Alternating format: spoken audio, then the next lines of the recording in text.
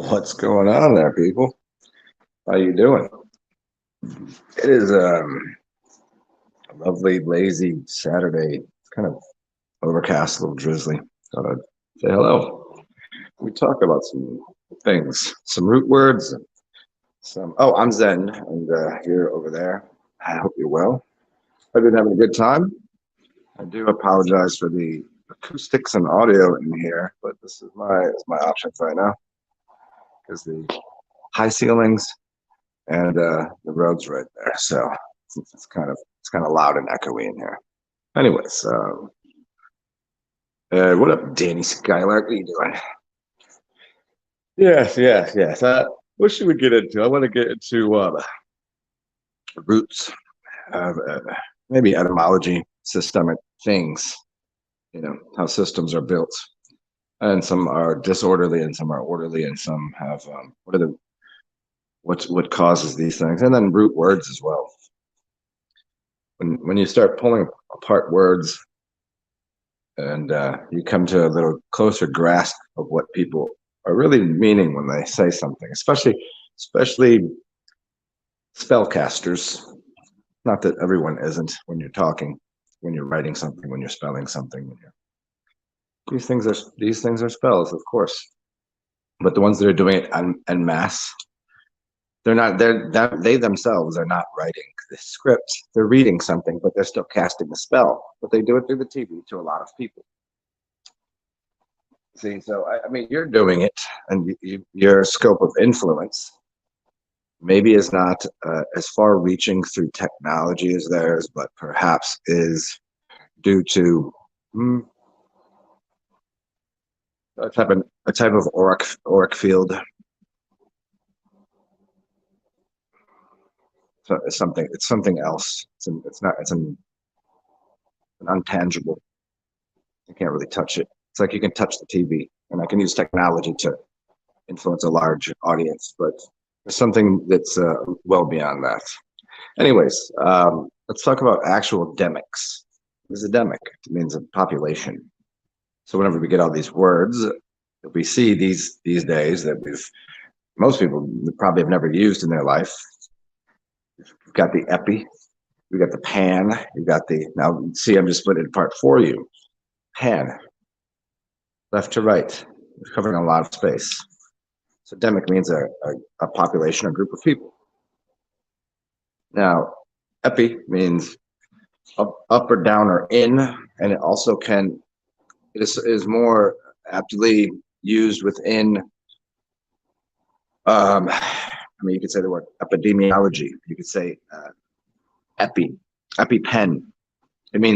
It could mean syringe or the chemical there within, or to cover something. So when we put the words, "What up, Kabar? What are you doing?" Yeah, you caught a live stream. Yes, hopefully the sound is okay. You guys keep me posted on if the audio is good or in or out or whatever. It's not much I can do about it, but I can at least try to get closer to the screen or something. Okay, yeah, so the demics and the demonic thems, and we'll get into that in a little bit, just to open this up here. Also, I don't want to talk about real demics, like the things that have been going on for a very long time in all sorts of groups of groupings of people, populations that have been happening way more than what we see as I don't know, they'll call it, oh no, it was either designed in a laboratory, or it was maybe organically there was some mold and bacteria that you could have, this black mold is growing on something, and you consumed it, so now you have mesothelioma or something, that could be happening to people. Nonetheless, when we look into things that have been going on, there is systemic disorders to the demic, so to the populations. And here's an idea that I like to, and I also want to maybe talk about sin, or whatever the original sin is, or where these things are birthed out of or born out of. Like when a baby comes in the world, no one really means that's the spawn of Satan. No one's ever really meaning that's the evil devil baby. No one really means that. there are within the scientific community and religious community that once you come into the world, you are part of sin. And they say that even the scientific community says you weren't born right. We have to go and cut and burn and poison and inject you with all sorts of things because you weren't made right. We got to snip this up and cut this over here and put this back here because you weren't made right. And in the church, all the religions will say, well, you were born into sin, and all of a sudden you ain't even out the womb, and they're gonna throw you back in water again to baptize you. You just came out the womb. You just came out a placenta. What are these people thinking? So they already have an idea that you're sinning and there's something wrong with you just by being born. It's very obvious once you've noticed it. You see that everybody's like, oh no, that is innocence. That's innocence. It means in no sense. You have no sensibilities. You know nothing. So you're innocent. And then even in the in other communities, scientific ones, in the hospitals and whatnot, I mean, they have a little different perception of you as a patient when you're a child versus when you're an adult. And I'll use an example here. You don't see too many homeless children. You don't see too many homeless women. When you see a homeless child, you're like, we have to fix that. That's unacceptable. Everyone across the board says that's not okay. That's not okay. And they can even comprehend why that might even occur. But as soon as they see a homeless guy, they make mass assumptions about why and how. They no longer do they deem it a societal problem, a social issue. They deem it that person's a waste of space. That person's a loser. That person does drugs. That person, get a job, you loser, you scum. That's people's feelings. I watch it happen all the time. You want that to happen to a child because they're in it, but this person here, they did it to themselves. All of a sudden, all of the influence that society has on this child to make it homeless, we put this really nice gray area in there, and then just immediately, okay, well, that person deserves it. They deserve what they're getting. Not so, but the child doesn't. Okay, well then why does that person? Where do we see that the influences that went? Are we certain that person wasn't homeless since they were 10? Could have been. I mean, you go to different cities, you'll see some homeless children running around. How did they get there? Maybe they were born to drug addict parents. Maybe, right? Maybe they were born into destitute. What is that word? Destitute, poor syndrome, kind of like a just you don't dig your way out of poor. It's not. People will tell you that just because you once in a while I came to the top all the way from the bottom. All of this, that's all nonsense. The percentage of that happens is so minuscule, you can't apply that to the entire population. It doesn't work that way. Not within a capitalist society. It can't be that. And for a million different reasons, and everything that goes into that are all of the grand social issues. So these social issues turn into what become, how do I deal with my day-to-day life? That's what people ask themselves. So what is their struggles? They're dealing with the simples, the simple Maslow's hierarchy of needs. What's first and foremost? Water. Well, it's oxygen, then water, then food, and then shelter. They're dealing with those four. How do you expect them to go anywhere else? Get a job. Who's hiring these people? Where did they get an education? Why weren't they taken care of earlier? You know what I'm saying? Like, but we make a bunch of distinctions, and these are actual. That's a demic. That's a big cross section of the population. That's as bad, if not worse, than someone walking around with cancer. If you're walking around with cancer, you know what? You did that to yourself. That's a fact. All that cancer stick you smoking on and all that food with all that garbage in it, you did that.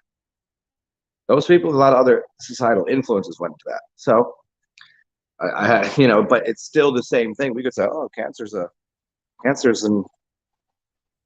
it's an epidemic or something. How about iatrogenic deaths? Third leading cause of death, according to their own statistics, doctor error-induced death.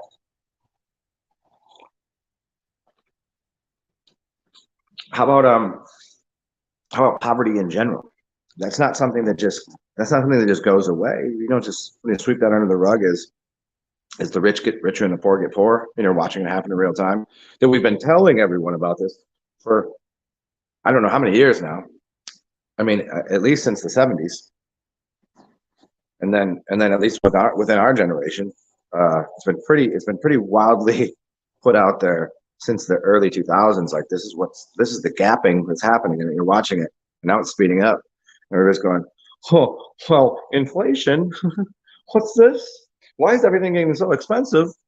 Why are more and more people they're watching it happen? We're trying to explain to you for the longest time how this works, and it's about the culture, the society, the community of people, and how they take care of each other, and why do these things come about the way they do, and who is the author of the confusion? Who is the author of causing disarray, of causing? If you're a Bible banger, you'd be like, oh, like who did it? Who did it? Shaitan? You'd say Shaitan or Satan, right? Author of confusion. I do not. But if you read the Bible, what do they tell you about? What do they tell you about Jesus? He said, he told you he came here. Who came down to confuse the tongues and confuse men? I don't come here to bring peace. I come here to bring war. That's your God. That's your God figure in the Bible. He said that. You go read it yourself. He's the author of confusion. It's the whispers of Shaitan that might have you think and do something else. It's the whispering of Shaitan. Nonetheless, when we aptly apply it to the current climate and situation across the realm, especially in the Americas, because that's what I can see. That's the cross section of things I can interact with.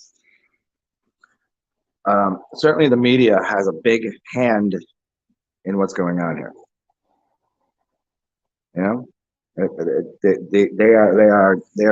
They're dealing in some arts and doing it. They're using a black magic in a way that, and this is why the TV when it's off is black. It's a black mirror. It's black magic, and black magic can be used for good. Remember this part. I've never told you any different. But oftentimes what they do with black magic is they believe that for them to have more, I have 10 pistachios. You want pistachios? You take my 10 pistachios. That's their magic. That's what they think it is. Now I have no pistachios, and they have 10. Instead of going, if only there was a way to grow a pistachio tree, and then I can have all the pistachios that I want, and they can have all the pistachios they want. They don't use magic. They say there's 10 of something, and there's a way for me to have more of it. And for me to have more, I don't care if you have less. That's the general consensus view of how that works.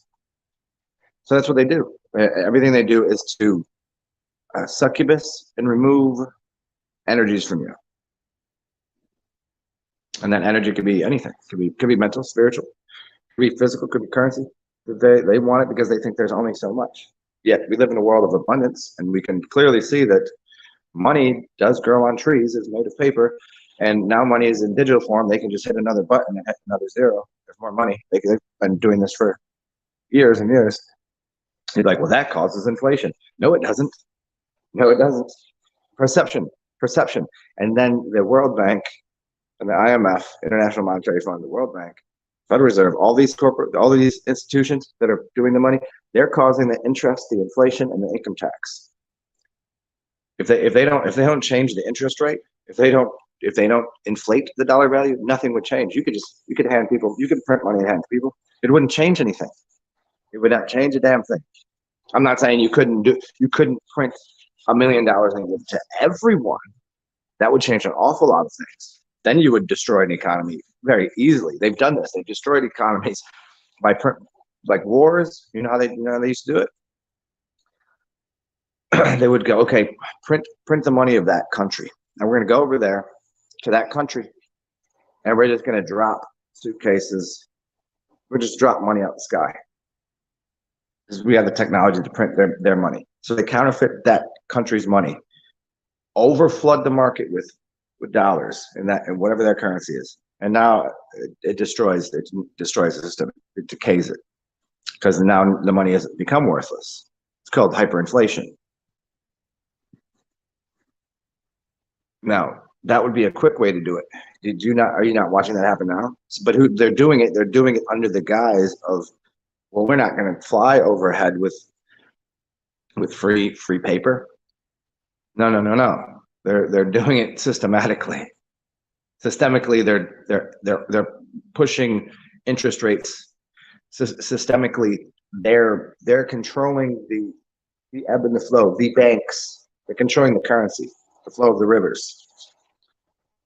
So there's a root source. There's a root cause of that. So that financial turmoil can be equated to mental stresses, disorders. You don't think when your finances are not in good position that it doesn't cause a mental distress, which then might cause you to smoke a couple more cigarettes, have another cup of coffee, do some drugs, fucking whatever. You don't think that would happen, but it does happen. So you can destroy people's mental health through all sorts of ways, which then from there causes all sorts of other societal problems. Homelessness comes out of that. You don't have enough money, you can't pay for shit. Well, there you go. And then okay, here's everything else that goes into that. You influence that little box there, and that little box is connected to all the people doing the button pushing with the numbers of how much a dollar is worth. Go to the store. Tell me about all the things over the past 2 years that cost a lot more. A lot. Not just, you wouldn't notice it. You haven't noticed it over the years because they were just, a couple cents here, a couple cents there. This is going to go up 10 cents. It's like, okay. Now it's kind of like, where the hell did that come from? And now they have all these excuses for it, but that's not how it works. Anyways, let me say hello to everyone. Who's in here? Is it Kabar, Danny? What it?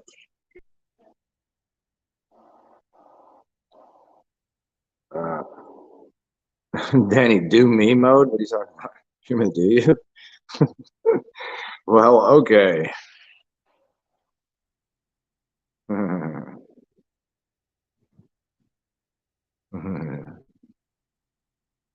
If you're raised with a pack of wolves. Speaking of raised with a pack of wolves, here's the way that they can change a dog's behaviors. You find a dog that was raised by a couple of people that are not good people. Find that dog that is very violent and fucked up temperament. Take that dog and put it into a pack of dogs that is a good pack of dogs, well behaved, well mannered, whatever. That dog is quickly going to take, just like a human. If you put it into a group, and unless that human is super powerful to change the grouping mechanisms, overcome the groupthink. Humans have the capacity to do that. Most humans won't. Most humans will just go with the collective. There are some people you put into a group and they'll change the group. But with dogs, almost 100% of the time across the board, unless you put a really big dog in with a group of small little yelpy stupid dogs, you put it in a pack of other dogs, that dog is going to, well, all of a sudden, look at how quickly the behavior of that dog changes. The temperament and the whole behavior system will change of that dog. And you won't even recognize it from a couple of years ago. It'll have a different, you're changing its programming.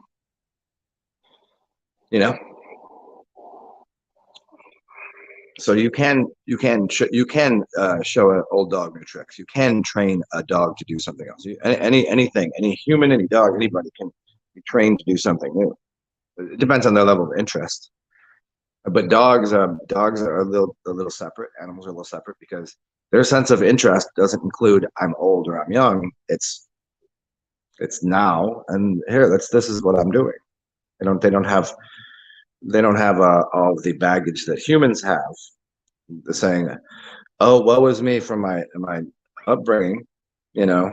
This is what I learned. This is what I know, and oh, I'm getting old, and who cares anymore? See, if you get rid of that, if you get rid of who cares what I used to know, what am I interested in now? You start every day is like, what can I do today? What can I learn today? See, dogs have that.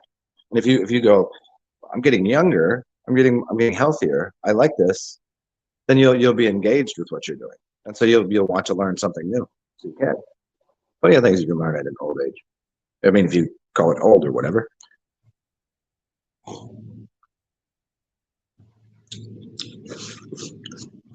So let's see.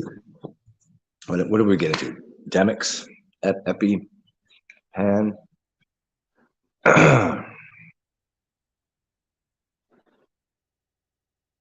So many of these things, the controlling a population is almost always done through symbolism and language.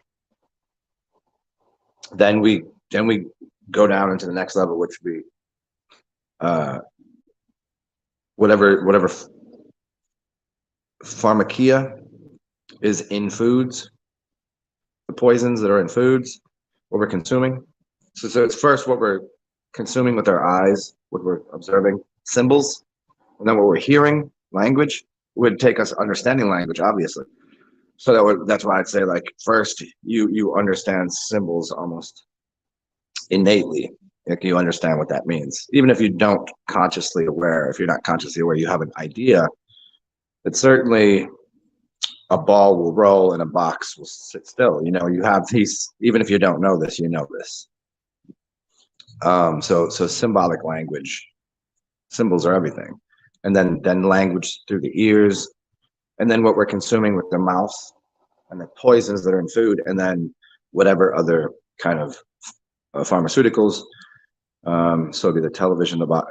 Everything is boxed if you want to make it easy. As Kabar said, little boxes. I mean, she was saying it in reference to something else, but everything in a box. See that tube, right? That box right there. That's a television box, right? And then I go into that box right there. It's a cupboard. And inside of that that board that I put cups on, dishes and bowls, there's boxes in there. Most of those boxes and most of the information on that box, probably not good. Probably not good. Although I can find boxes that have lots of good grains in it, things that I like, and things that are healthy and nutritious, and I can turn that thing on and I can watch the symbolism and I can find information and images that are wonderful. It's to me, as I've put out there many times. I find it so ironic that these people that have their little, see this right here. This is the same dimensions as your television, your phone. I mean, I'm looking at my phone. Same size, same little box. Now, if I'm doing this, I am part of the media. Media is not all bad. Does it happen to be when it's popularized and centralized into one little thing? Then it can become very corrupt. But it's always funny to me the people that are on here going, "Turn off your TV. Don't listen to media. It's evil. Tell lies to your vision." Well, yeah, but you should shut up because now I don't want to listen to you. And also, I guarantee there's positive images on the TV. It's like, okay, I shouldn't go to the art gallery. No, go to the art gallery. Art gallery is great. Art's great. Okay, so I can look at a picture and that's fine. What about if I put a picture behind a picture behind a picture and start moving and have a moving picture, like a moving picture? Is that okay? They might say yes. They might already notice what I'm going to and dismantle their ridiculous nonsense.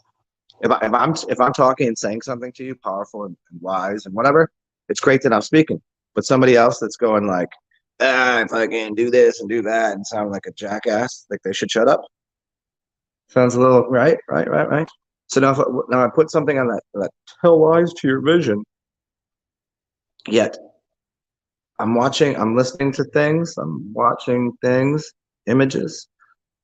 I can go out in nature and I'm gonna listen to things, and well, that's nature. I can watch nature TV on here. I mean, if I can't get out there, if I'm in the city, I guess wouldn't that be kind of nice? I mean, I'm not going to listen to every analog. Sometimes I can't just listen to somebody. Like for me, I live in a city that I can go out and listen to music live, analog, acoustic, live, anytime I want, any time of day. Some people don't have that luxury. So you can get on here. Yes, it's a digital signal, but it's still getting to you. You still get close enough. You can get a little piece of it. Just like so when I'm watching that, even a movie that most people say, oh, that's an evil movie, that's awful. But I'm not looking at it for that. I'm not sucked into the movie. I'm looking at what they've done. I'm looking at the symbolism. I'm hearing what they're trying to portray. I'm not letting it incept into my mind, and it doesn't just weasel into my brain and go, oh, I'm just gonna lodge in here and make a evil entity. It's not that to some people it might work that way because they're going mouth breathing, shoveling candy into their face, going, ah. Where I'm sitting here going, oh, did you see this? You see how they've done this? We'll take this little angle over here and do this. Yeah. So no, television is not all evil. It's how you observe it and how you use it. They're saying all music is evil. No, some of it's garbage. Some of it is. What's up, Kabar? Yeah, basic needs unmet. You explained my behaviors according to society standards, which leaves us alone in this lunacy. What's up, Vince? Yeah, correct. What's up, Melvin? If your basic needs are met, then look it. There's a I was watching a couple of videos of, I think it was Singapore. No, it might not have been Singapore. I forget where it was. Malaysia, something. Okay, there's no crime in this city, like minimal, because yes, it's a heavily surveyed city, a lot of cameras and shit, which I don't like the idea of at all. I think that's just too much. I don't mind if some places you want to have cameras or whatever. Some people go there, they're voyeurs, they like to be on camera. Like I don't. But the idea is that all of the basic needs are met, so no one's stealing from each other. If I'm not hungry, I don't need to rob you for money to get food for my kids. If I have a house, I don't have to worry about my kids running out in the streets acting a fool. Right? Isn't this just common sense? If across the board you have just your basics, let's just get a roof over your head and get you clothes and food. Right? Now you're not gonna you'll be really more comfortable. You go, well, okay, you're good, yeah. What do you want to do today? You might choose to go do something like learn an instrument, go do some artwork, go help someone else because you can. Maybe somebody, basic needs are met, but maybe they have a broken leg. Go help them out. You know what I'm saying? So yeah, when you don't give people the most basic needs, and in fact you make it tough, and you're like let's go ahead and just make it almost damn near impossible. What do you think people are going to do? They're going to backlash. There's going to be a backlash. Like for me, if I can't eat, it doesn't bother me because I already know the power of fasting. Most people do not know that. 99% of the population, you don't give them food, they're going to have a problem. You know they're going to problem? They're going to have a problem because they don't have money, because they can't get a job, because they're not going to employ somebody that is houseless, right? And we could go through all this, right? But if they don't have food, they're going to find somebody's pockets to go up in to get some dollars so they can get some food. Then if they got kids, you better be well aware these people will do whatever they can for their child. So if you walk in the streets, you got a gold chain, you better not have a gold chain on, because that's not going to be on your neck no more. So it makes everyone poor. Now let's just back it up. Back it up a second. Here's a domicile. Now people don't got to worry about if they're going to be cold, if they're going to be wet, where they can store just some clothes and whatever. Give them a domicile. There's plenty of houses. Give them food. Just here's food. What do you want to eat? There's enough food. Don't tell me there's not enough food. I watch people give food away. There's food cupboards. There's banks. There's garbage cans. You know how much food is thrown away by grocery stores on a daily basis. You have to be insane. Do you think there's not enough food? They throw away more. There's more waste in this country than anything. So there's plenty enough food. There's plenty enough houses. You give people Maslow's. Come on, here you go. Here's your food. You give them water, and there's water. There's a sink right there. Just food, water. You got a house. Clothing. There's clothes everywhere.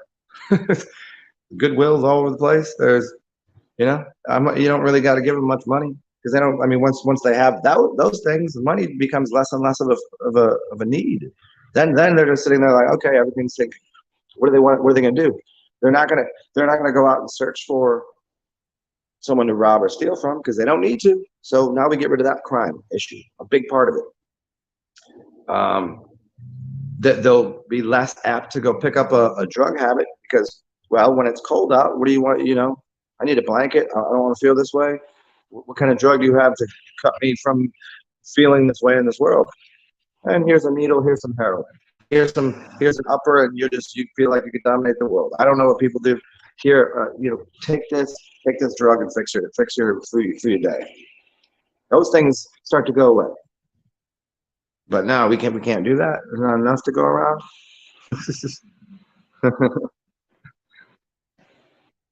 What's up, Branches? What are you doing?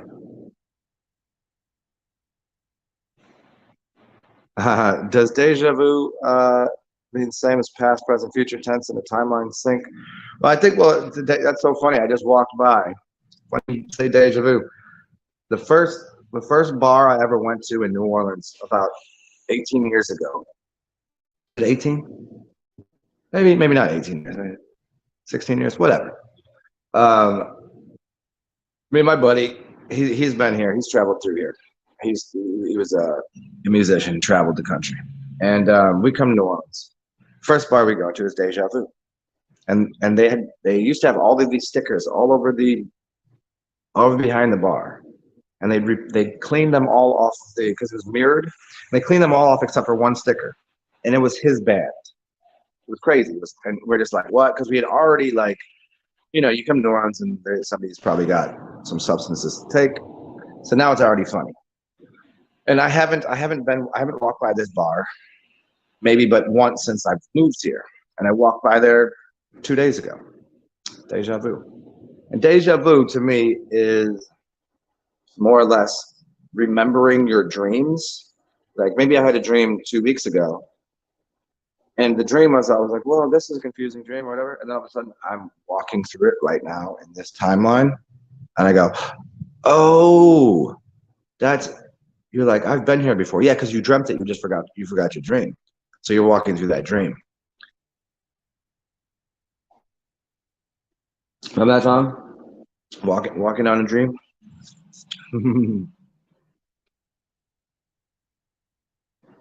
Yeah, the rich thieves. They are thieves among us. Yeah, somebody said this the other day. Because everything is backwards. Like because we are private entities, private citizens. The government is a public entity, which means we should know everything about the government, and the government should know nothing about us. We are private, they are public. Yet the government knows everything about us, and we know nothing about what they do. It's inverted. It's complete nonsense. You see how they've switched the system, public and private? As even within their own rules, laws, obligations to their own system, they're actually going against their own system, which is public. Public means here. It's a glass building. You can see in and out of it. You know exactly what's going on. They're here just to keep things in shape and in order. And if we as the public that are supposed to be influencing what they're doing because they're working for us, we should know everything they're doing. We're not working for them. They work for us. They are public servants, yes? So we are a private institution that influences, so they are a servant to the grand population of private entities to make sure that is all in a functioning order. Yet, it's flipped around. Yeah, it's always funny when they call something like multi-level marketing or something like this a pyramid scheme. Like, what corporation isn't built that way? They're all built that way. Tell me how many people are at the top. Tell me how many. So you got your manager. Okay, you got the CEO, or then you got, then you got management. There's like 4 of them. And then you got middle management. There's like 20 of them. And then you have all of their employees. There's like 100 of them. And then this person makes 1 million. This person makes 100,000. These people make 100,000. These people make 50,000. Is that not a pyramid scheme? Of course it is.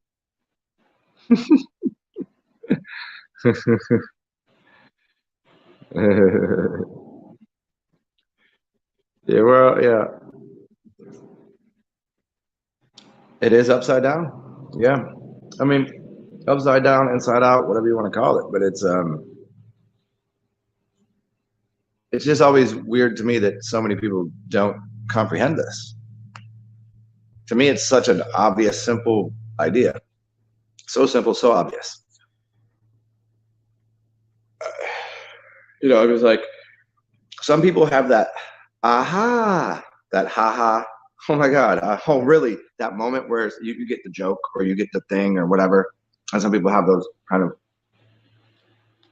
that psychedelic experience, that awakening, even though don't use the word awake, because awake means you're at a funeral. A funeral is in the morning. It's the morning. You see, don't be weak. It's the end of the week. Don't be the end of the week.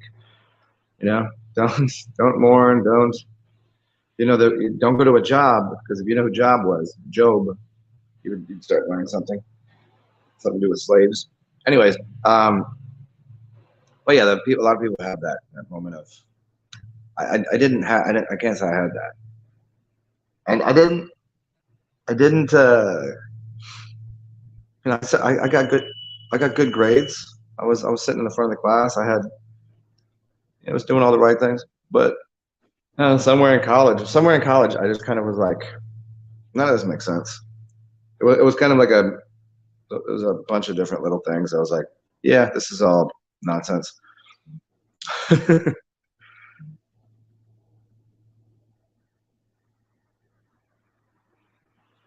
Danny, did you just say you like their privates? Do you mean like their private parts, or like their privates, like the guys that are the privates? You like the privates, huh? You're in the military, man.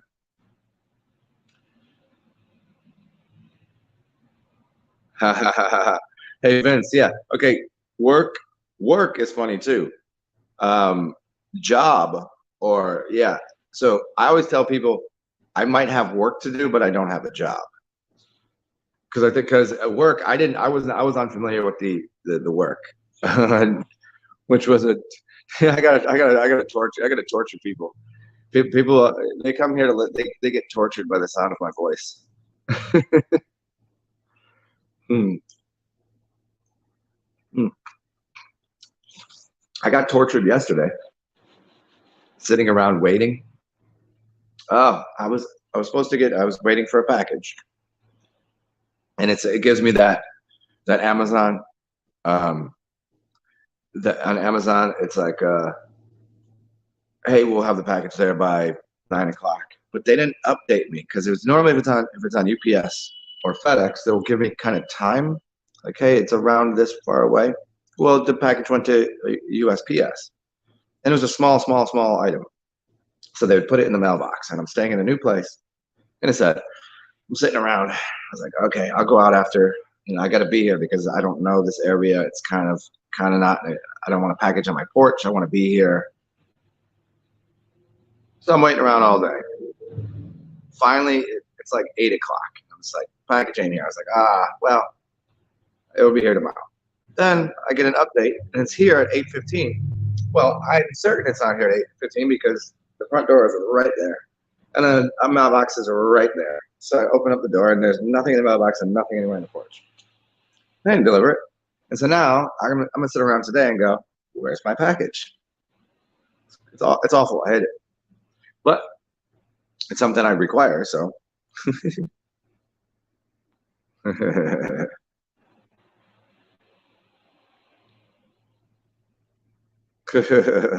Waiting for the package. I know, man. Yeah, and today it's okay because, and also let me open up this window, get a little light in here.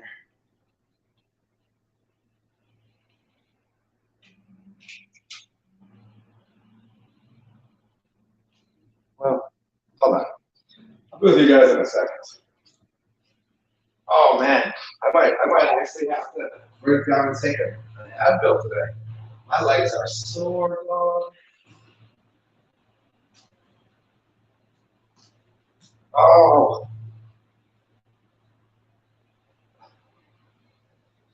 see, I'm like that. I go from being a lazy ass to overdoing it, and I walked like I don't know how many miles the other day, like past couple days, and my puppies are sore, my legs, my feet. Oh, I know I'm an idiot like that, and I went over eight. Like I didn't eat for like a week. I was fasting, and then I'm an asshole, so wasn't doing anything. And I walked like 20 or 30 miles in the course of a day and a half because I like walking and I like walking overseas. It's so much fun.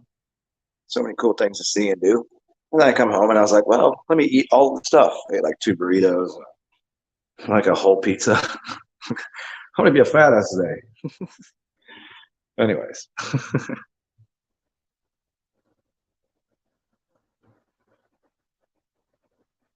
all of the above infested your waters. Oh, all of the private parts. Yeah, yeah, yeah, yeah. Yeah. See, this is what's sucky is all of these people that apparently pay attention to what the fuck I gotta say, and nobody lives in New Orleans. Like, where are all my fucking New Orleans natives? Especially how come all the cute chicks that wanna you know cuddle up with me, they live all over the country, and I'm like, I'm not going, I can't come out there. I'm here. Like, why can't any cute chicks that listen to me out here just come over and give me a foot rub or something? You know, I return the favor. I'm just too lazy. I'm just too lazy to go out and I don't know, hit on chicks at bars anymore. I did meet a couple cute chicks the other night though. But they always have they're already hemmed up with a man. It's like, I mean, I know they like me, but I'm like, I'm not into stepping on toes and shit, dude. Just tell me that you're into poly. Just tell me that. Tell me ahead of time. I can't be. I've already done the thing where I've fuck somebody's wife or somebody's. And it doesn't feel good. 'Cause I'm like, could you have told me ahead of time? Now you gotta get away from it. I'm trying to fight people over this shit. Not trying to fight people over pussies. Because a lot of people get. Speaking of that, a lot of people get really, really. They think they own. They think they own it. Like, now you have a relationship. See, this happened to me before. I'm like, I didn't know this, but this dude coming to me with a problem with me, I was like, I don't have a relationship with you. I don't even know who the fuck you are. You have a relationship with her, and I have a relationship with her. I didn't know you existed. Had I known you existed, you could have kept this, kept her. You have a problem with her, not with me. And you gotta explain this to somebody. Well, they're like, well, this is my girlfriend. This is my girlfriend for 2 years. I'm mad at you. Like, no, you just deal with where your anger issue is. It's with her, not me. Cheating asshole. I didn't cheat on you. I don't know you.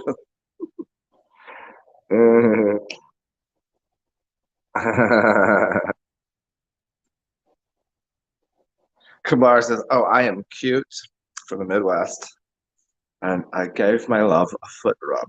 Do you give a foot job too? You into that kind of weird shit, foot jobs? I don't think I've ever had a foot job. I don't think I would like to. I like feet, but I love how this conversation turned into foot rubs and feet jobs and fucking people's wives.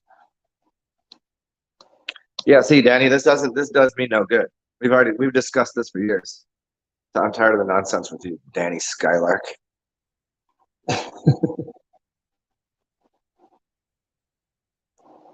You have a lot more certifications. I mean, you're certified really insane, definitely.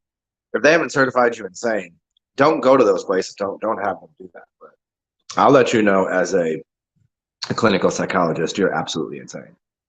Like you have a lot of. I mean, I've done my best to try to heal what whatever ails you, but yeah, deep-seated psychological traumas are a lot to unravel. It's like an unraveling a knot, It's tough.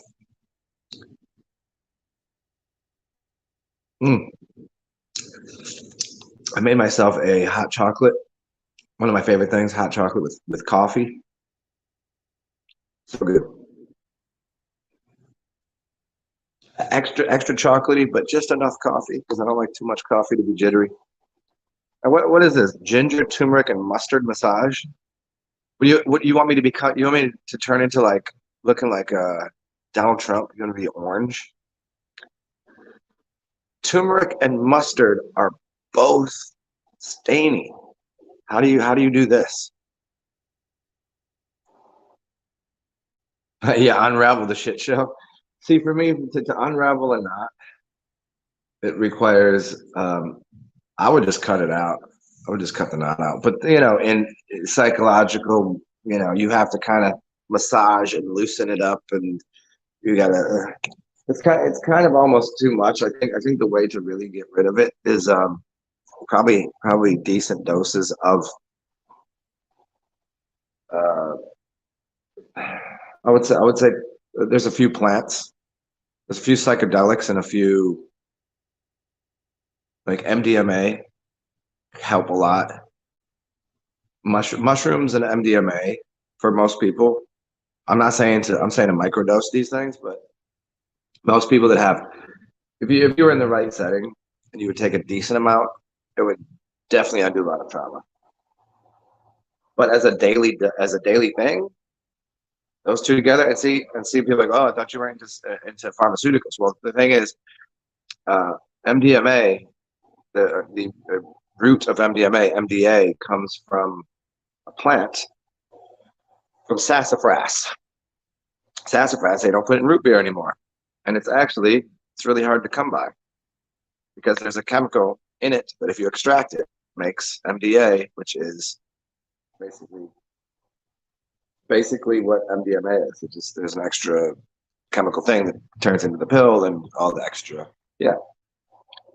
So if you take some sassafras and some mushrooms, small doses, really easier everyday pain, but do that at a couple larger doses in the right setting. When I say the right setting, probably outside in nature, probably amongst cool people, probably when there's a lot of sunshine abound, or if you're a water person, you know what I'm saying? There's elements that you could use. Oh, for feet oil, daddy. Okay.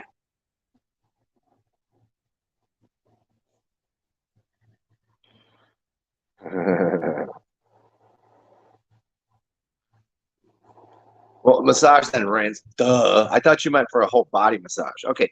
Well, they're still going to stain the feet, but that I don't mind. I don't mind the mustard, and the. Well, certainly turmeric. I've put turmeric in some foot baths before. Oh, my feet are orange for days. There's no way you get that off. That's basically like henna. You know. You guys want to join me while I make some coffee? Here, come with me. I'll let you walk through my house with me. I wouldn't call this my house. Well, I guess it's my house.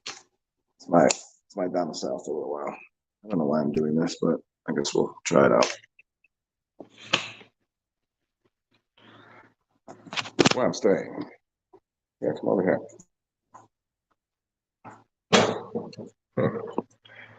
Wait, you can't even.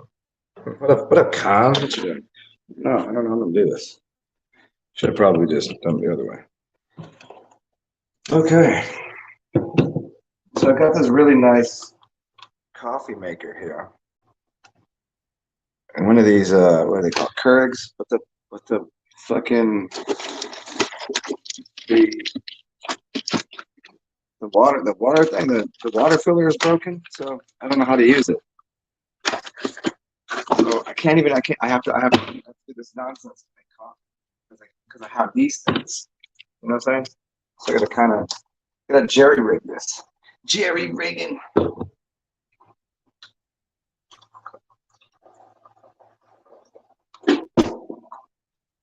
Coffee and hot chocolate bacon. What up, Con? What you doing? Sarsaparilla? Yeah. Duh.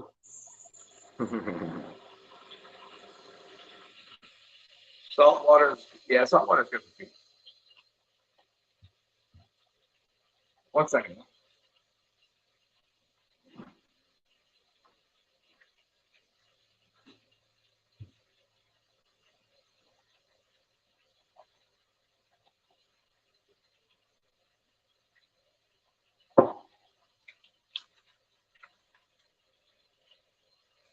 Well, I have a coffee maker, but it doesn't work. So I have to try it this way.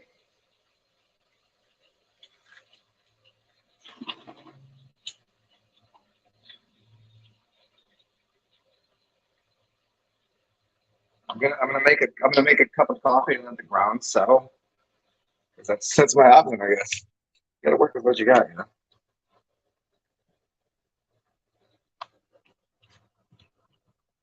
Oopsie.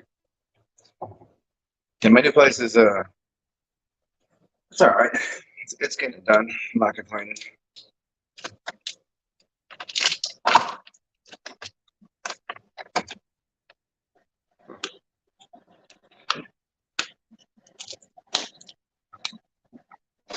Yeah, your stupid coffee maker. Yeah, I mean, this one's broke too. So I'm emptying out this into a cup and then just doing it up this way. Just gonna put it in here, stir it, let the ground settle, and then add it to my hot chocolate mix.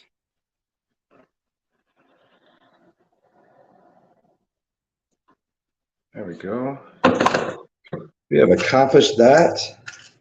I'm almost ready to be back 100% focused on you, whoever you guys are.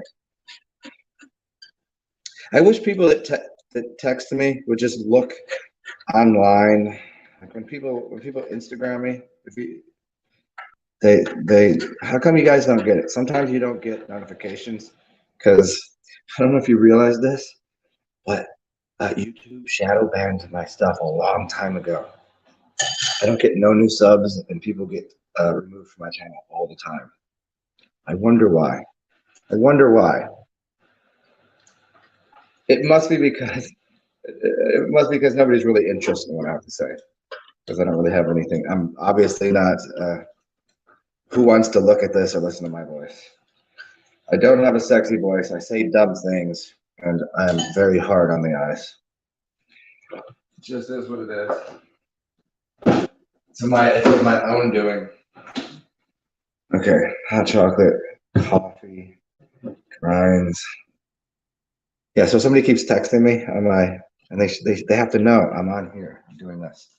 Okay, I'll be right back with you guys. I'm gonna bring it over to the table. Here we go. Let's see. Is this gonna work if I do it up here? Well, this might work. Oh, that one works. Move this table over here. Cool. We're almost back here at 100%. Okay.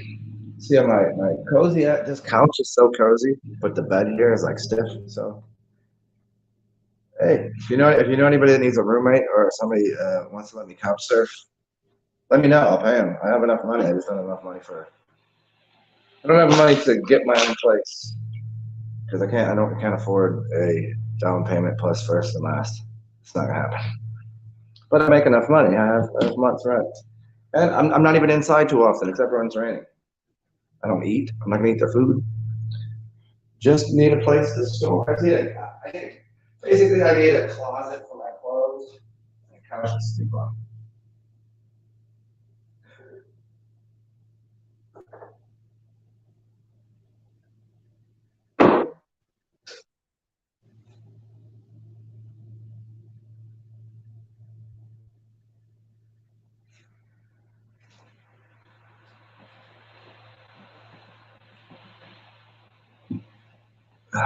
Okay, what's up? Where are we at here?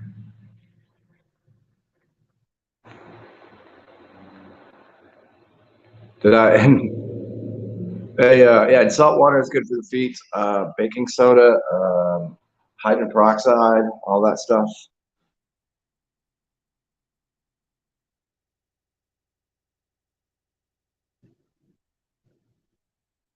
Yeah, I don't know. Keurig to me is like it's such a lazy person's way to go about things. I don't like the idea. Like, why are you gonna make me waste all this plastic? Just put it in there and walk away. Like, dude, you can't just put it into a French press. Just dump the coffee in the French press. It's gonna be way. I mean, I don't get it. I don't need all that because then you got to clean the machine out anyways, and it's all like, oh, that's too easy. What's up? What's up, Con? Online for a UTE, an oot. Oh, I thought you were like, I was reading that wrong. Okay, an oot. Isn't that like one of those things? It's like a goat. Is that what that an oot is? Am I all right? Morning Corona, man. I would really love some beer. Anybody want to buy? Hey, remember, guys, my finances are in pretty poor straits now because I've been Airbnb and it's not exactly. I'm trying to find a cheaper Airbnb. Anyways, so if you want to buy me a beer or help me pay for a rent, that'd be great. Cash App, PayPal, Venmo. Thumbs up are good, and likes and subs, and even though you probably and turn the notification bell on because you're probably gonna do that every time you come on here. Yeah, it's right there. TSAR, capital XEN. Yeah, a beer would be great. The store is right there. I could walk to the store, but it's rainy out. I don't have an umbrella. Yeah, Kabar says shit in one hand and wish in the other, and see which comes true first. What's up, T? Who is this? Who are you? What are you doing here? MacGyver in that bitch. Tony the Tiger. Do I know Tony the Tiger?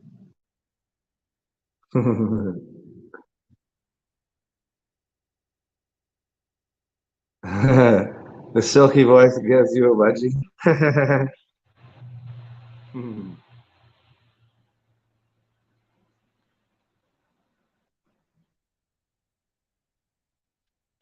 Yes. Okay.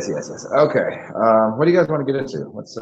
Okay, I think I covered what I wanted to about. I gotta change my camera here because it's really kind of annoying how it's sitting. Sit. Okay. You can stare at my wall. This is why I need a studio with somebody else in it to help me figure the shit out and set it up correctly. Like I said, I like doing this Airbnb thing because honestly, it's probably cheaper because everything's paid for. It's like water, electricity. I don't gotta worry about a damn thing. So and I get to move in different parts of the city, so it's a lot of fun. But there is something to be said about having the security of a place like that. I don't gotta like, hey, I might have a day off where I'm just like, I gotta scramble because I screwed up last month and I thought I got it to the end of the month, but there was like a day in between where I had to. What am I doing with my shit?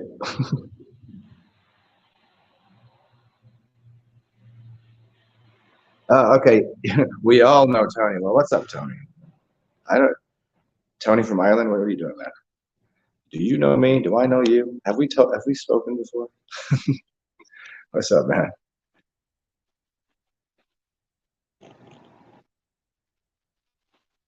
What are you saying? Probably not to. I don't because there is always a delay on this side. Okay, right here. So yeah. Anyways, so maybe getting a studio again would be cool. Like an actual, just turn it into a fucking studio.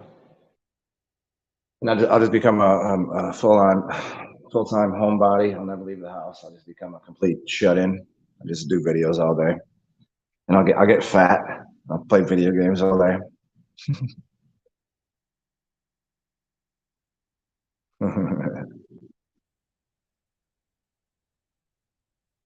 Hmm.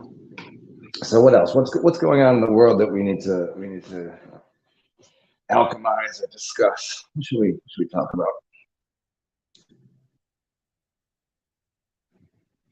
Oh, take it gently. Oh, with Tony. Oh yeah, sure. I don't. What's up, Tony? We keep it easy. I won't get anything crazy. It's too early. It's 11:30, and I'm tired, like physically tired from walking around. And I think my bones are hurting a little bit because it's raining outside. So, I feel like an old woman. When the old women are like, "Oh, it's about to rain today." My knuckles are all like. That's what I feel today. I'm putting on my full grandma vest. I mean, everybody here knows my name's Grandma, but I'm just looking down the street. I'm like, the store is 4 blocks from here. I don't know if I want to do 4 blocks in the rain though. Oh, wicked, wicked. Well, good to meet you, man. Yes, yes. There's plenty on there, and if you're looking for anything specifically, I think I probably have 400 of my videos up, but there's an additional 5,000 videos that I have on lock. Yes, 5,000. They're anywhere between an hour and 3 hours, and it's not. Most of them are one directional talking, where I'm doing like educational stuff, like my early work. So I don't know what you've seen of my stuff. It's divided up basically into 4 parts. The beginning, you don't get to see me, and I'm nothing is scripted. I never script anything. And you might get some education where I'm just like trying to teach something that I know. But it gets to the point where I decide I was like, maybe I'll put my stupid FaceTime camera. And then I was like, okay, well, here's me. And then I got to the point where I was like, well, I can do live videos and I will talk to these people. And then it turned into this more conversational thing where at the beginning of the show, I'm kind of like, here, let me rant on something and then maybe do here and there specific teaching things. But my early work was very, from 6 years ago to about 4 years ago, pretty much one directional. You see a picture and it might be a graph with a bunch of things and talk about astrology and magic and etymology and brain waves and learning patterns, breathing patterns, whatever. Then it develops into this and this utter chaos.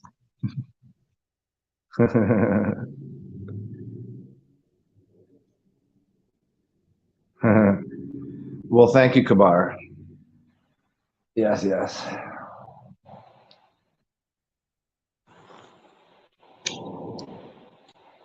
Isn't that just fantastic? And it's fun too, especially if you watch them in a little bit of an order. You can see kind of an evolving personality.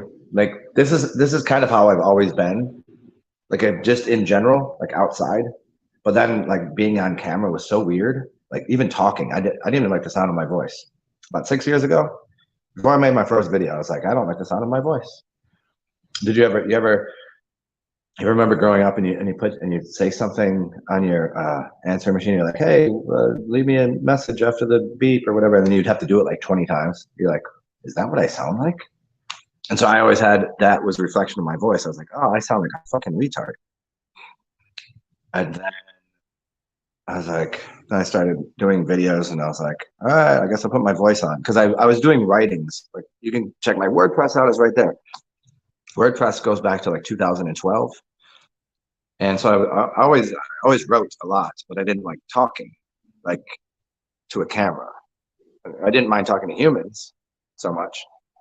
And then I started making videos and I heard myself on the video. I was like, that doesn't sound too awful. Sounds different. It doesn't sound as echoey and hollow as it does on my phone whenever I was recording like answering machine shit, voicemail stuff. Saying when I say answering machine, doesn't that take you back? Like, and doesn't that age me? My answering machine. How old is this dude?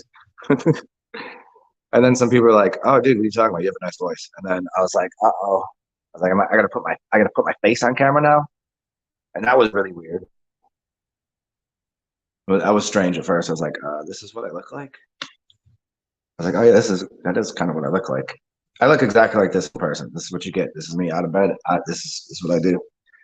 Just here. It's all this. It's a mess.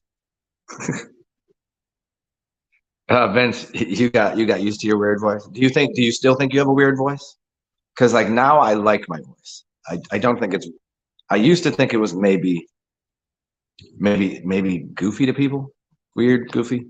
But then people were like, no, you. I was like, but why can't I was like I can't sing. I mean, I'll try, but like my everybody's like, no, you should do ASMR. You have a really nice voice. I was like, oh yeah, guess I do.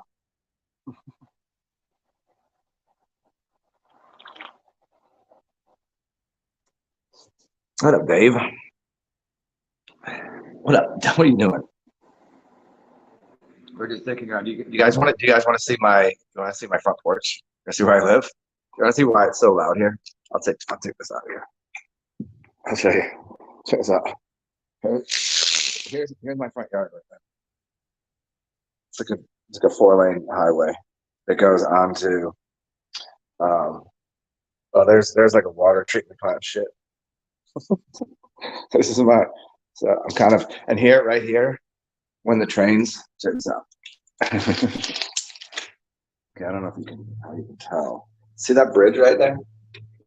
See that bridge right there? That's where like a major train goes by. And it's so close that the it's not just that it's close. It's that from this house to where the train is, it's all concrete, so it's all connected. So when the train goes by, this entire house shakes. And it's a big ass train. That's like, it's a port city. So there's a train that goes by, oh, I don't know, every hour. So this is my domicile right now.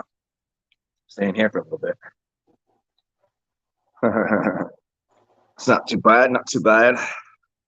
I mean, I like it. I like the area. I don't mind the area. I just don't like the hold on. I'm gonna adjust this camera. I don't close this a little bit too bright.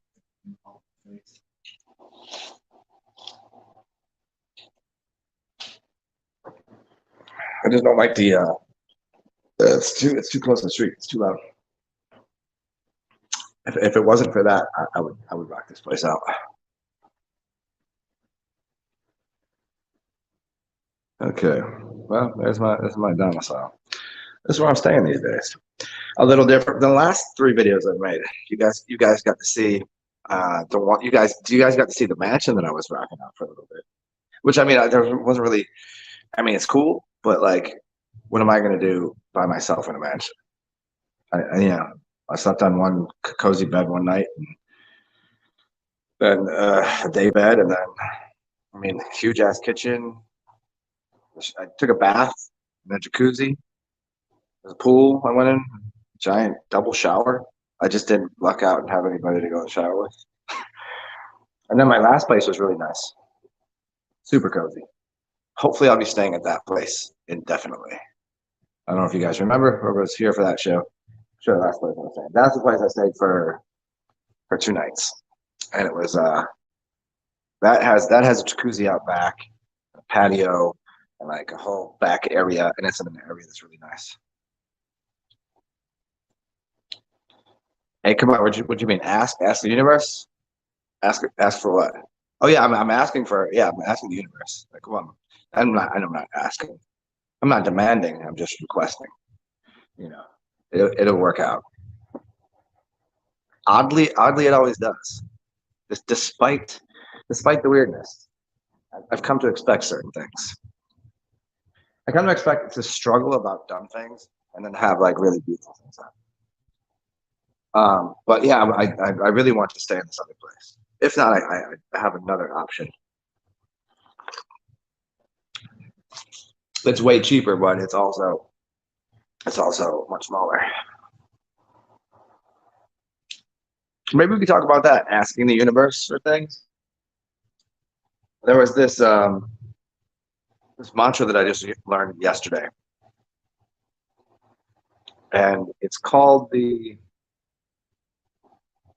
oh man, you know what I'll do? I'll read it for you next show. That'll be the start of my next show because I just learned it. It's a very long recital of words, but it's basically the Monroe Academy thing that turned into, how to manifest reality. And the meditation would start with, I am not just this physical body. I'm much more than that. I'm the mind, I'm energy. I could give you a version of it and what I would say, but I'm sure that he had some key points in what he was saying that kind of lock things in. And it was I trust in the angelic angels of the universe to work in my favor. And you go through the thanking for what you have, and the trusting in the energies, and knowing that you're not just your physical body. Because if you're your physical body, then energies can't affect you. And if you're your mind, and your mind is also affected by energies, you just trust that those things work in your favor. This is the idea of the meditation. But as long as you go through the mantra and you do it a couple times a day, things will start to manifest for you. Your magic can be anything you want it to be. You could change up the words. You could do anything you want with it. But those are the kind of general things you should have as an attitude. You're not just your physical body. You're thankful for what you have, and things work out in your favor for your benefits and for people's around you. And then we could get to Neville Goddard and recrafting your day. And the past doesn't exist anymore. The future doesn't exist. Grab me the past, grab me the future, show it to me. You cannot do this. So you're always working on perfecting now, because now will exist forever. It's just another now. See that? Where'd that one go? Oh, here, have it. Oh, it's gone. Where's that one? So you're just molding. You're molding the now. And there's ways to do that. There's ways to unlock your subconscious. And one way to do that is by using mantras, things that you'll go through as some people say prayers. I don't like the word because you shouldn't pray on things. But the meditation, a mantra, something that's connecting. It's connecting your left brain to this, like mala beads. So you use your hand, and you're overriding your brain to a pattern recognition that allows the other part of your brain to work and then to connect. So a mantra does the same thing. Om Namah Shivaya, Om Namah Shivaya, Om, Om, Om. 1, 2, 3, 4, 5, 6. These things you're connecting to your masculine and feminine brain, your rectilinear orderly brain to your creative brain, and you have to control one half of it. The half you control is the step-by-step pattern. You can also make sigils. Sigils bypass your conscious brain, because what you do when you make a sigil is you write out I am happy, I will receive this, I desire that, whatever it is, however you want to write it out. You write out a sentence. And then you'll get rid of all of the vowels because they were vowed to you. You don't need them. You get rid of any double letters, throw them away, and then take the rest of the letters and make yourself put a circle there. Circle holds the energy, and then inside of it, use every one of those letters any way you like, upside down, left and right. You can balance them out. You can make 2 of them if you want, but because it's not going to matter. You just need one of them. Or maybe you have 2 T's and you want to put them this way. I don't know. Make a big S if that's in there. Make a small S. Who knows? And make yourself a sigil. It's a symbol that now is that sentence that your logical brain could never figure out. Someone look at it and go, I have no idea what that says. They would never know. They couldn't know. You wouldn't even know. But your subconscious mind already knows what it is. You take that, and if it's a small manifestation, you go ahead and burn that, bury it, throw it out, put it into the water. I don't care what you do with it. Be done with it. Go to expect it. It's done. Now your subconscious mind that that's beneath that, they will start working on that. Now that's radiating energy off the universe saying, this is what is going to happen. And poof, it will happen, right? Now, if you want something larger, you'd go from working on sigils to, you could use larger, like minions, like Meeseeks. You can start to create those. If there were redundant tasks that you needed to accomplish, I need to make this much every day, and it would be something that you would use as a daily. You have to feed that. So you could make a sigil, and you wouldn't burn it. Maybe it's something that you need often, and then, so that sigil you could keep, and you recharge it. You go back to it, and you look at it again, and you go, yes. And you're going to know what the sigil is. You can't read it, but you're going to put your energy back into that, and then that's you feed it. This goes on and on up to the kind of you're creating, like you can create God forms. I mean, there's levels to what you're creating, and as they get larger, the more you have to feed it. Like you can actually feed it.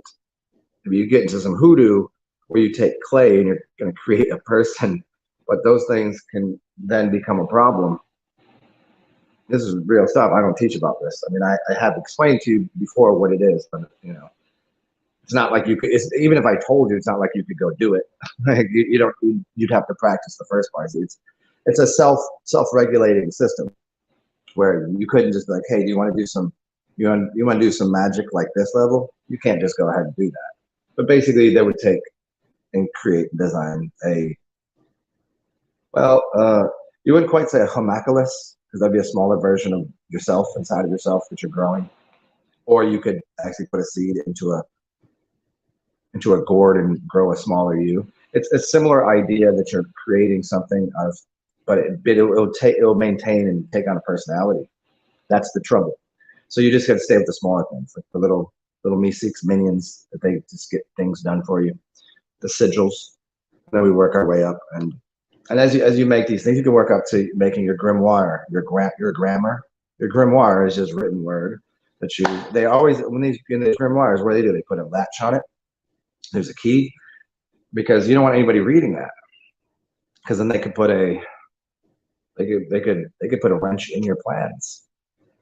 But if this is why I say move in silence. Move in silence means I'm not going to tell you my next move. I'm not going to tell you what's going on, because you might just not like what I'm doing and go ahead and use magic against me. If I tell you not what I'm doing, how do you can't stop me from doing it. It's not who's going. It's like Ayn Rand said. It's not who's going to let me.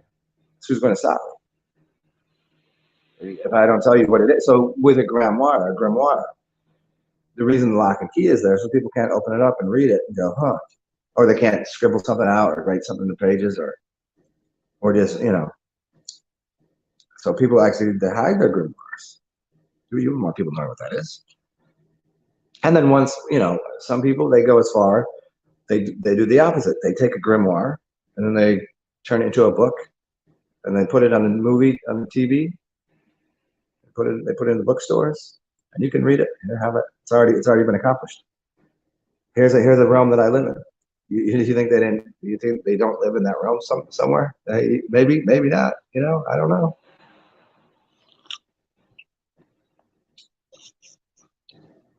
So yeah,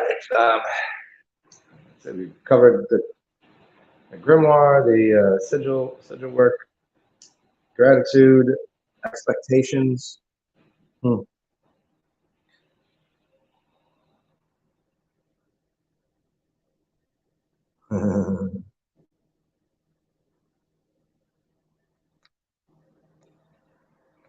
Okay, where are we at? We covered that. Let's see, right? Grimoire, sigils.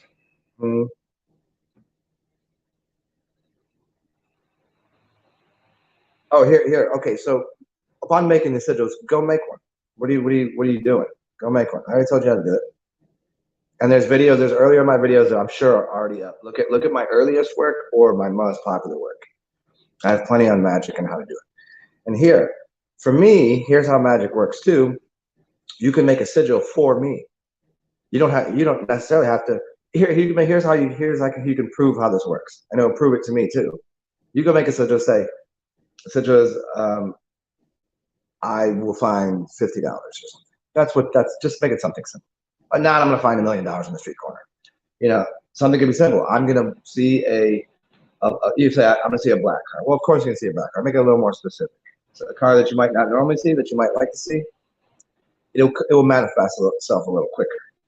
So you can do something simple. I'm gonna find $50 to share with Zen. There you go. Find $50. Now you know what you're supposed to do with that. That proves to me that not only you didn't even have to work for it, but the proof is in, oh, here, look at that. There's you keep 40. I don't care. Give me $10. I mean, it'd be nice if me teaching this, you can do this anytime you want. For me, it makes my magic easier because do I want to be sitting over here? I don't even think I have a pen and paper right now. I'll let you do it. You do it for yourself and then go, shit, you just came up on $50.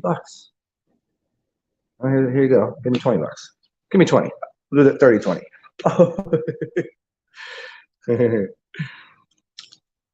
But that in that way, and then when you figure out that works, then just, I mean, in reality, when somebody says I'm writing my own check, you're writing your own. You have a blank check. It's a piece of paper and a pen. Write out what you want. It will happen. It is a blank check. Now I know what you're all going to say right now, and I'm going to give you the very, very correct answer. Well, why don't you just go ahead and write yourself a blank check for $1 million? Because if I do that, I'm not going to be making these videos helping any of you. I will take that money and I'll buy myself a mansion. I will be having orgies on my yacht. I will be floating off to the Cayman Islands. I will be way too busy doing other things than to help y'all learn this shit. That's just how it works. If, however, I get just enough to make sure that everything is good, I can spend more time focused on helping you. If you really think if I gave you enough, you got all that shit, you think you're gonna spend time helping and educating? I don't think so. I mean, some people maybe a better income would open up free time where what they want to do is help. I mean, sure, I'm still gonna help people. Sure, but for the majority of my time, like, if you think that I'm not gonna get, I already know. You don't think I'm gonna, go and have sushi for lunch? You don't think I'm gonna go get that hotel room and, scoop up these 2 fine dime pieces? You don't think I'm gonna do that? I'm definitely gonna do that. You would too. You can't say you wouldn't. You would. You're.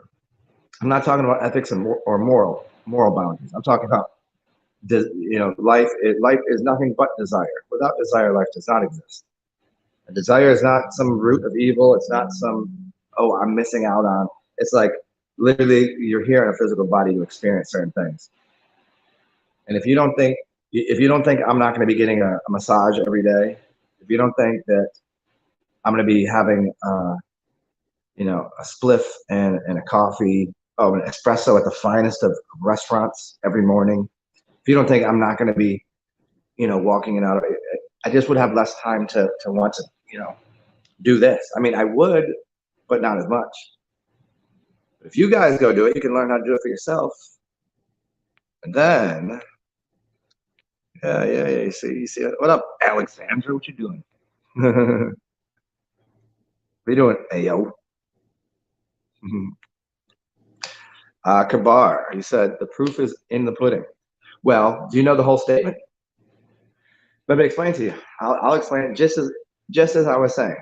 The proof is not in the pudding. It is not. The proof is not in the pudding. It's in the eating of the pudding. So if I make you pudding, there's no proof there. You can't prove that's pudding until you eat it. Just like if I had access to, more resources, money, whatever. The proof of the enjoyment that I would get out of that is not me just sitting here going, oh yeah, I got $1 million in the bank. Like, no, I'm going down the street right now. I'm getting acupuncture. I'm gonna go get a quick adjustment. I'm gonna get massaged. I'm gonna have a 2 martini lunch. I'm gonna have some oyster Rockefeller, and then I'm gonna go and sit at the park, and I'm gonna make sure I get good bird seed for my duck friends. I'm gonna wear a suit probably. I mean, I will still dress the way I dress. I'm not gonna, but things would change. It would have to, and that would be the eating of the pudding. You don't like pudding, Danny? I will spoon feed you pudding off the tip of my dick. What are you talking about? You love pudding.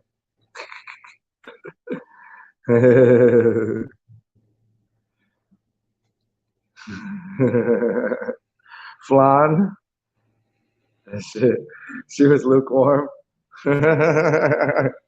Yeah. The pudding is it's either be hot or cold, but if you're warm, I will spit you out. Isn't that what the book says? It means make a choice here. You do not get to sit on the fence. You sit on the fence, you don't get anything. What you get by sitting on the fence is a bloody asshole. Either go over here or go over here. Don't. I don't care either way. Like, I'm not saying this ain't picking sides. It's not picking a team, but it is to a degree of you can't serve two masters because if you're going to be on the fence, you're not going to. You make no choice. Either do it or don't do it. You can't sort of hang glide. You either are or you aren't. Is you is or is you ain't. Is you is or is you ain't, my baby.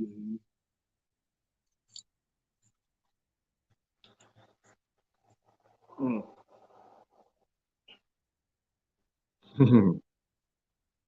The only thing you can sort of do is like you can sort of get drunk.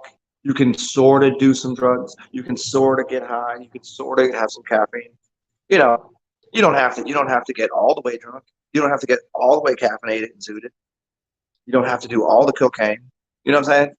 There's degrees and levels to how much of some certain experience you'd like to have. Certainly, in that way, there is no fence. It's a grand perspective of a rainbow. It's a painting. It's like you could be anywhere in there, but there are certain things that it's a yes or a no.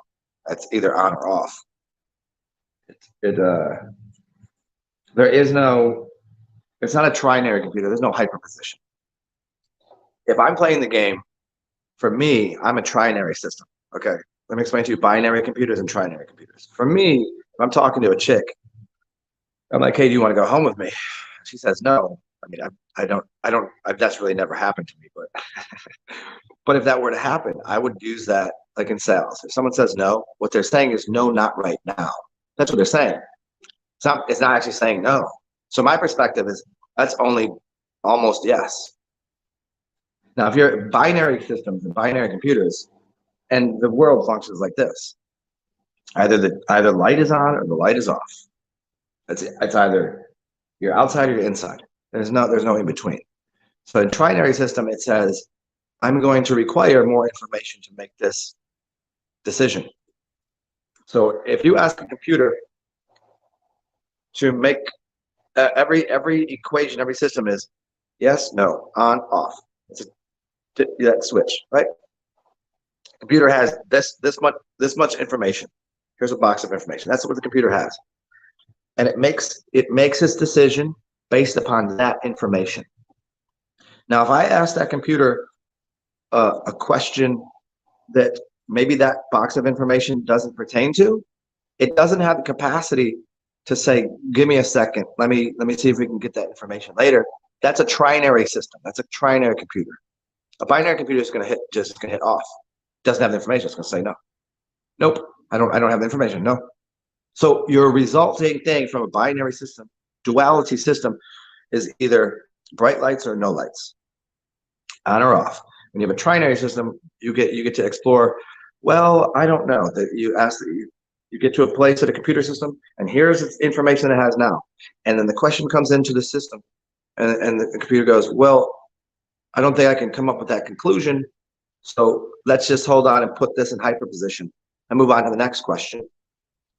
And then maybe we can find out that, oh, that next question gives us a bigger box of information. Let's go back and switch this one on or off, because now we've come to that conclusion. That's what a trinary system does.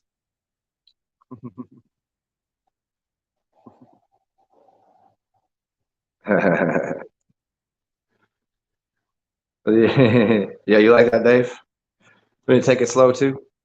Take it slow. Ah, this couch is cozy. I'm getting cozy in the couch. I'm actually kind of getting sucked in between the two cushions here. Does that make sense? You guys got the binary and trinary systems down? There's I don't know. I don't remember when they first came out with the trinary computers, but they made everything binary because it was a simpler processor, and I think also just cheaper. And it didn't allow for computers would have been too smart, and the people operating them weren't smart enough. Does that make sense? If you have a system that is so clever, it would outsmart the operator of the system. Like imagine a simple person trying to program me. It's not going to happen. They're sitting here trying to play on and off games, and I'm like, well, people are like, what? They would get frustrated. It would be highly frustrating. So I could understand because I'm already 20 steps ahead, going, well, okay, here I've made multiple calculations over here, and this is not going to work for these reasons. It's like, you know how to do something, and you know like how to bake a cake. You're really good in the kitchen, and you know why that if I'm at 5,000, if I'm at 500 feet in the air, I'm at a mile in the air. The altitude is actually going to change what chemicals I have to put into that food to make this cake rise. And you know that, but I don't know that. And I'm like, but it says it right here, and this is how you bake it. It would be frustrating, right? If I know how to build a house and I have to keep going to you, well, if you want to move that over here, I got to reframe this wall like this, and then I got to load bearing in this. You're like, no, I just want the pipes over here. And I'm like, well, you can't see the whole thing. It would be, yeah, trinary systems they're a little different. By a little different, I mean a lot different.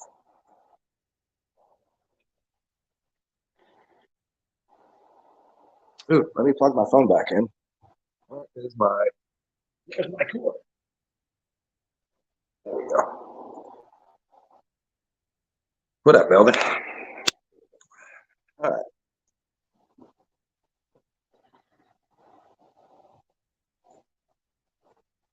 Hey, you got guys, do me some magical services. Meditate on it not raining in the next like hour and a half. Because I want to at some point in time here, I'll probably take a break from this so I can dip up to the store, grab myself some beverages.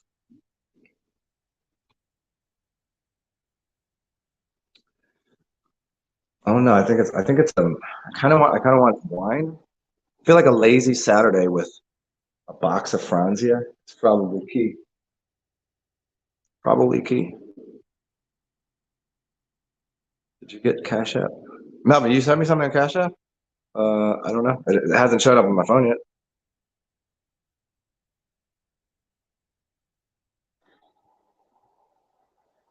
You want me to look to double check to make sure? I mean, as long as you, I mean, I don't think anybody, I don't think you can screw it up without making the capital X. But yeah, you got to make sure you put a capital X in there. I don't think somebody could have stole the same name. I just made it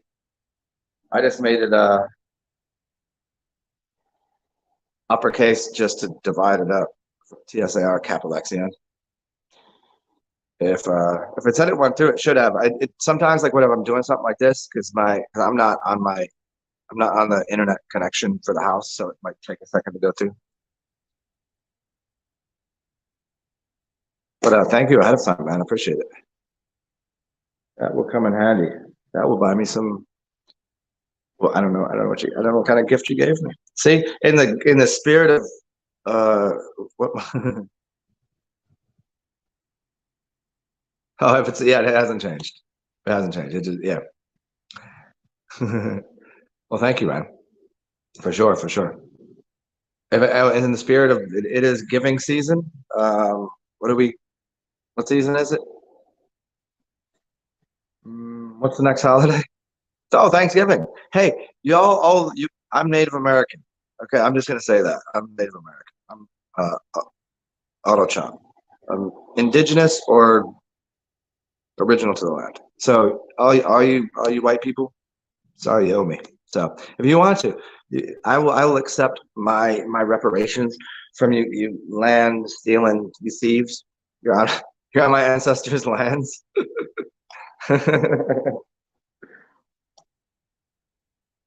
Most people look at me like, "Are you sure?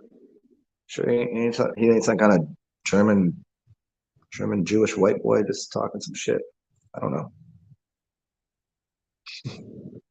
I wouldn't know. Maybe I was made in a laboratory. I don't know. Oh, you're welcome, man. Hey, fucking cheers to piss drinkers, yo. People don't know. People don't know. I had to explain that to somebody the other day. Like, and I just dead looked him in the face. I was like, how old do you think I am? I was like, how old are you? I was like, you know, you look older than me, right? I was like, and do you think I'm not highly intelligent? Do you think I'm an idiot? Because when I said it, they kind of looked at me and like laughed, and I was like,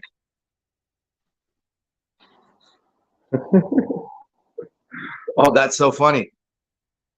So I'm remembering a dream of mine last night, and I make very intense eye contact with people at times. I don't open my eyes up like this, but I gaze at people. And in the dream, there was somebody that I was talking to, like two people, like, yo, you don't like. They were like shook by me looking at them like this. That's so funny. I had some weird dreams last night. I was on a boat. I was on a dock swimming. I was playing on this boat. It's really interesting. Big ass boat too. Hmm.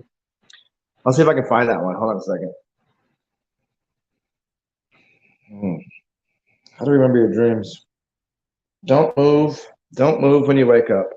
Don't open your eyes. Don't move. Slow down your breathing and try to find the last point of knowledge that you have of your dream, and then just start going backwards. Don't try to start your dream over. Don't try to look at it in a linear fashion. Do not move. Do not open your eyes. Sit there. I don't care if you're uncomfortable. Do not move an arm. Don't move a finger. Move not a muscle. Just change your breathing and see if you can go backwards through the dream. And then your breathing, you might actually be able to get back into the dream. Go backwards. And you can do it from here. Like so I got that trigger for that right there. Now I can get back in that dream and kind of collect a little bit more bits and pieces out of that dream. Because what happens is if I'm sitting here with my eyes open, I'm loading I've loaded this environment. There's not many ways I'm gonna be able to be here in this environment, well, third eye projecting and then collecting this and having that. Those come in bits and pieces. If I sit here and close my eyes, I can kind of get somewhere back in there. So whenever you do wake up, again, don't move, because the movement will solidify that you're in this body. It will tell your brain, connect to this. Do you understand what I'm saying? It will tell your brain to connect to your body. By connecting to this body, you're connecting to this reality, which it pulls you out of that reality. Your mind body connection has to be, while I'm here, my mind and my body are synced. When I go off into the dream world and I want to get out of body or astral travel, I want my body to be asleep. I want my body asleep. I want my mind awake. So my mind can travel places. My mind my mind is out here. It's not my brain is doing the on off switches. My mind, which is all this shit, can be anywhere. Collected, it's within my spirit body. It can go out there and do shit. As soon as I connect this by moving my hand, I'm back in this program. I've eliminated the other reality from occurring.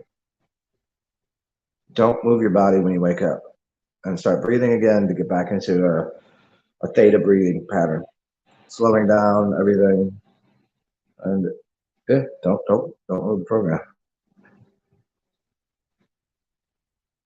Daddy, you drinking malt liquor already? Damn, malt liquor. Isn't that that's Isn't that what they were doing to kill all the natives off?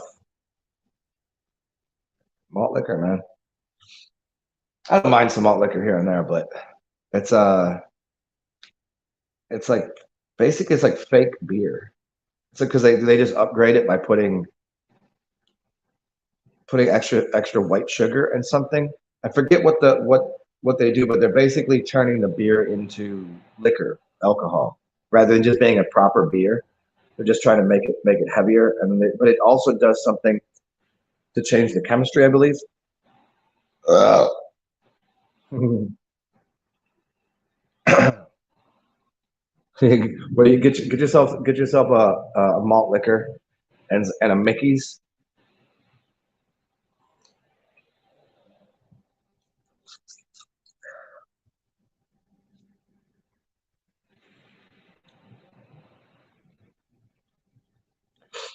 Hey, Danny, which one are you drinking? What kind of malt liquor? A Mickey's is good. See, a Mickey's another green bottle. We've talked about this before. You guys want to get into liquor, beer, and wine and stuff, and the color of the bottles? Go drink any green glass beer. If it's in a glass bottle and it's green, I guarantee it's going to taste like weed. It tastes a little skunky, a little bit. It has a certain flavor to it. It's because the light that's going into the bottle is changing the chemistry completely. You can drink that same beer from a keg or from a can, and it's not going to taste that way. Go drink a Heineken out of a glass bottle. It tastes nowhere near the Heineken from a keg. It's not even the same beer. I mean, it is the same beer, but because of the light that's got in there, it's like you ever see these little cobalt blue bottles?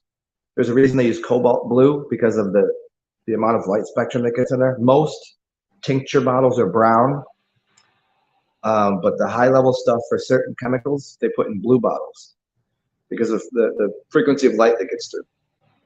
Then you got the clear bottle ones. Those probably don't last as long and probably go bad. They probably are getting more worn out easier. Most beer comes in a brown bottle. Make sense? Because the brown bottle is letting in less and less light.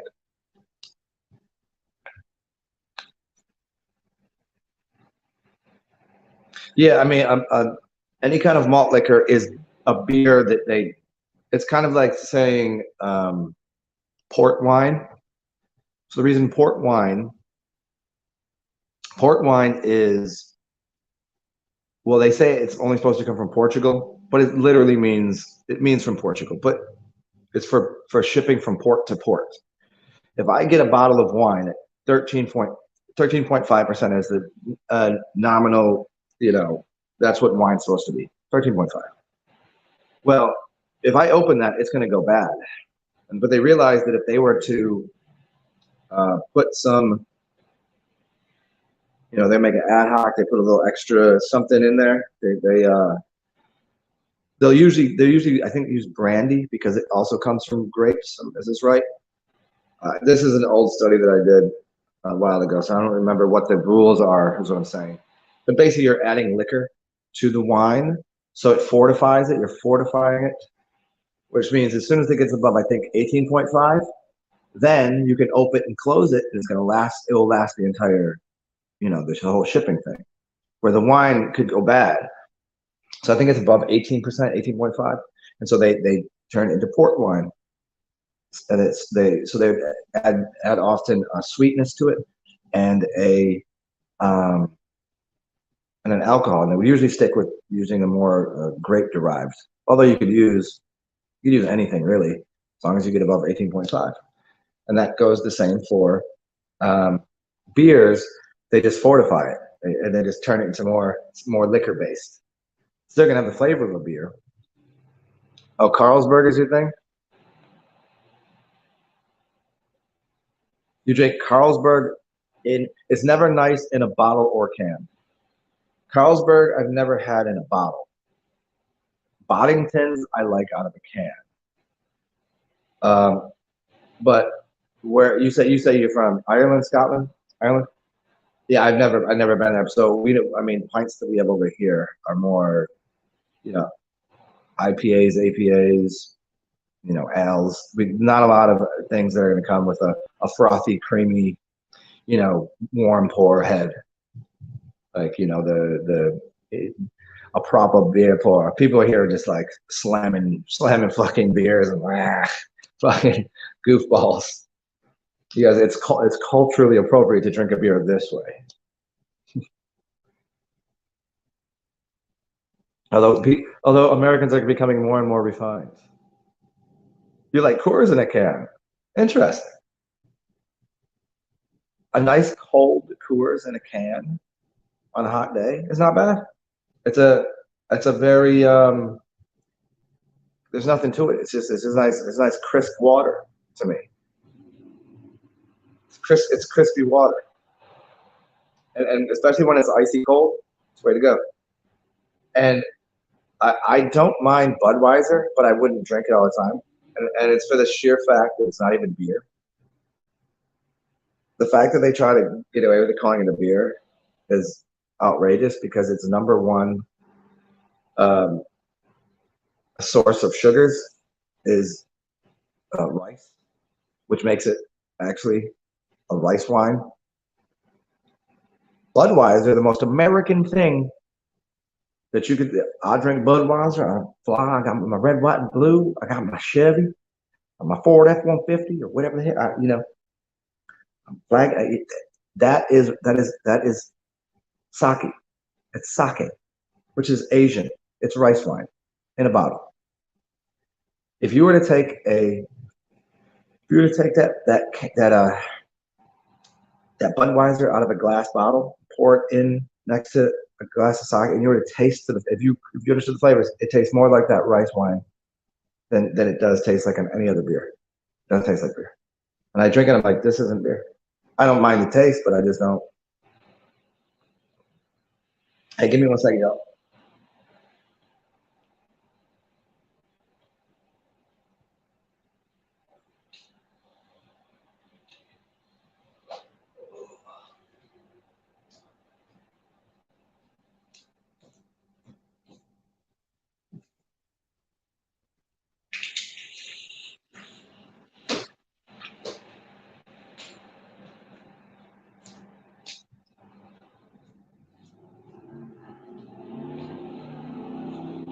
We'll be back.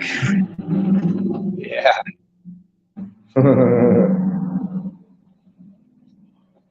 I was really unaware of how busy these roads are over here. But I'm right near like a major entryway to the highway. And another major intersection for where people get into the city, and there's a college right there. And it's kind of busy over here. I'm not aware. Anyways, where are we at here? You're talking about beers. You get me all beer thirsty right now.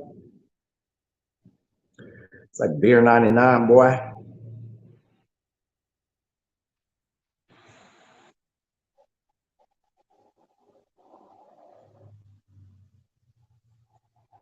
If it's not raining, I might let me see. If it's not raining, I might just go right now and get this over with. 4 blocks, even like fucking get wet, whatever, huh? At least I'll have beer, and then I can then you guys can be entertained for 2 hours. I'll do another because I'm fucking not gonna go out today. No one's gonna be out. It's too messy.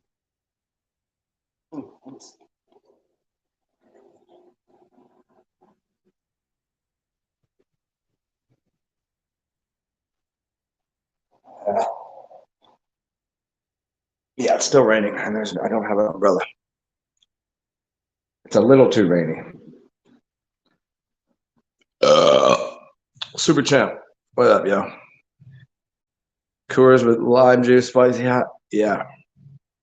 And that what we were drinking a couple months ago, a couple months back. I don't know. You were drinking the Coors. Well, I don't remember what I had, but it was spicy hot V8 and some Tabasco. Well, I didn't have that. I had just tomato juice and some hot sauce, lime. Yeah. I mean, you're basically on your way to that michelada. It's basically a michelada.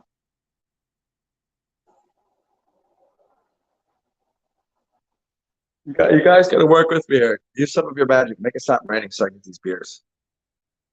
that will help. That will help me revive me for a second show, and I'll have a whole new bunch of subjects to talk about. It'll give me time to respond to these. I have a bunch of people that apparently just texted me and called me. So okay, let's do this. I'll just end the show here because let me respond to this bullshit. I don't think it's bullshit. I just have I don't know. I don't know what these people need from me. But it's been fun. Hopefully everybody enjoyed. There's all of the things in the bottom here that say there's my Gmail if you need help with something. There's my backup channel.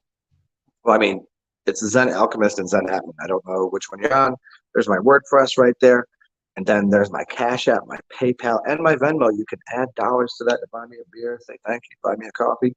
Tell me what even to get with it if you're so demanding.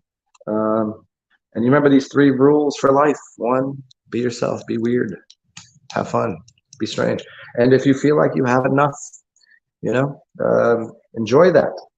Enjoy it to yourself. And then when you have so much that it's overflowing, share that. And if you can share that with me, that's the best. If it can't be me, then go share it with somebody else. I'm a beer, buy him a fucking, maybe you're rich, buy me a house. So you're gonna buy me a house? Buy me a house.